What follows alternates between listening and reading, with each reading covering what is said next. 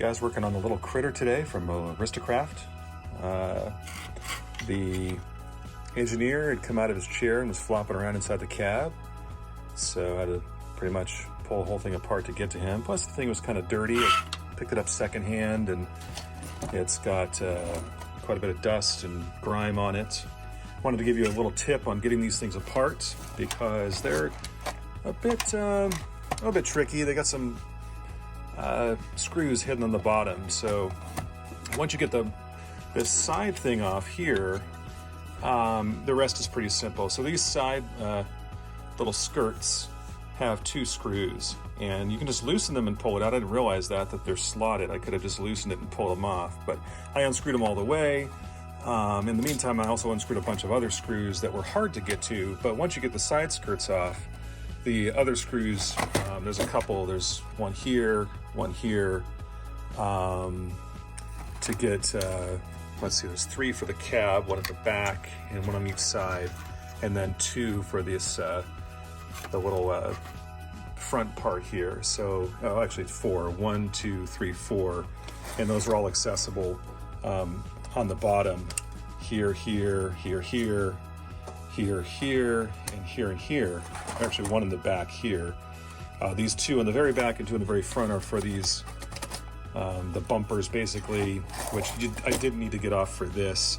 I may pull them off just for cleaning purposes before I put it all back together. And the one side skirt has got an on-off switch on it, so you'll need to pull the screws out of that to be able to get this left side skirt off. The right side one will come off without any issues. There are a couple different size screws. The on-off switch has got little silver ones, so they're easy to keep separate. The side skirts use a very short screw, and let's see, there's a few more short screws, and I believe those are for the front and very back bumpers. But the screws that go up into the cab, so 1, 2, 3, 4, 5, 6, 7 of them would be the longer ones. But if you take care when you're pulling it apart, you'll know what's what.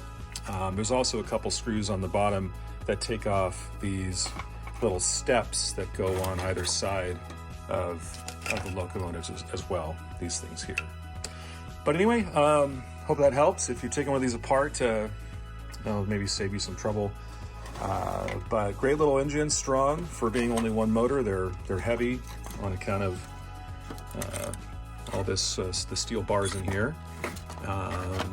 And this one's in great shape. Looking forward to getting it cleaned up, put it back together, and put it on the layout and see how she goes. Anyway, take care. Couple follow-up things.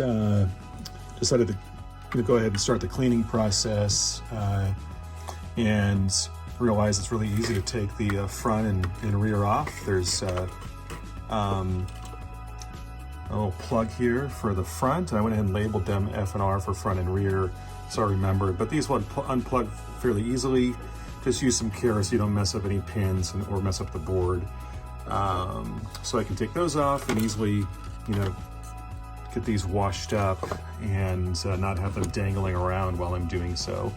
I also had glued on my little engineer, but in the process of screwing back together the seat, I had used model cement, but this guy is made out of a rubberized plastic, and he does not melt together with model plastics or plastic model cement like you'd think. So I'm going to go ahead and heat up the hot glue gun.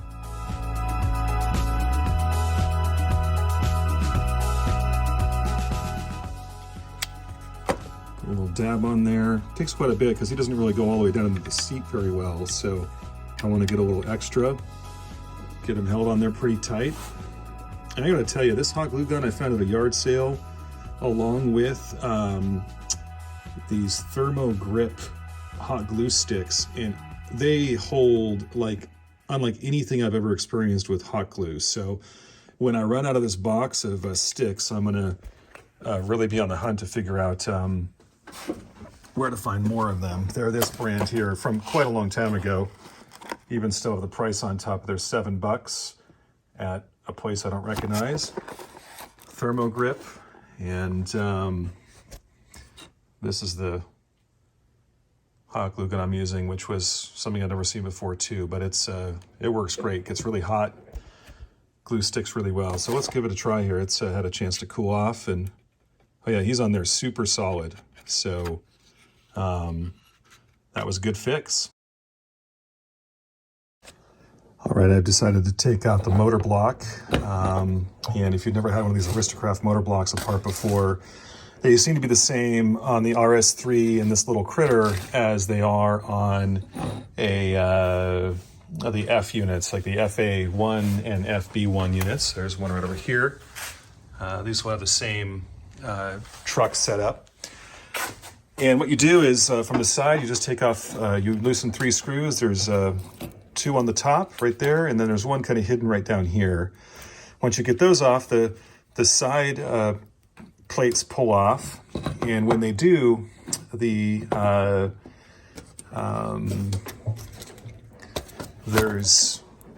the pickup wires are kind of held in place by one of the screws against the pickup kind of bar here that attaches to where the axles, axle journals, I guess you'd call them, are, or the bearings. And just make sure when you put it back together that you get those captured, or else the pickups won't work. Here's the 3 screws that fell out. Well, here's the 2, and here's another small one that was from, I'm not sure where. I'll have to figure out where that came from. Probably, oh yeah, from the top here. I had to get this out. I could have just pulled out the plug, because the plug is on the bottom of this board, but I just loosened the board so that I could easily get that plug off here. I pulled the motor block apart, just 6 screws, 4 on the bottom, 2 on the top, and just to make sure that gears had enough grease in them and it was clean, and it's very clean in here. So I'm probably just gonna put it right back together. Hi guys, I've taken the time to carefully wash every part. I just used hot soapy water. I tried to take some care to stay away from the electronics. To be honest, they got some splash, and so it's actually been 3 or 4 days since I did the cleaning, and that's partially on purpose to give these things a chance to really dry out. Also because I've just been busy doing, other things. I realized when I took it apart, I didn't take too much care in organizing my screws, as you probably noticed. And so before I start going and putting screws that are much too large into small holes, or holes that are too small for them, I came across something that I think will help in the meantime. Just yesterday I was going through and sorting things. I've got quite a few collections that I've come across, and so I've got another little critter in the box, Lil, excuse me, not little, as it says here. And when this is a Hershey's syrup one, or Hershey's milk chocolate, which is very, very cool. Also in great condition, just needs a good cleaning. Also has a engineer that has come unglued. And let me zoom in on him here. If you look at his face, he appears as if he's emotionally come unglued, but just physically. And the one in here has as well. Probably can't really see in there, but when I went through this, in the very bottom, I found this right here, an exploded diagram. And so the nice thing about that is it does show screws, and I can even tell the difference in size in the screws, it appears. So I think this will be helpful to putting it back together. It might be helpful to you guys as well. So I'll try to post a link to this particular exploded diagram. There's one for the motor as well in here, which is great, in the description down below. So take a look at that. There's also a instruction manual. Not sure how much helpful this might be. It just shows where the on-off switch is, and probably talks about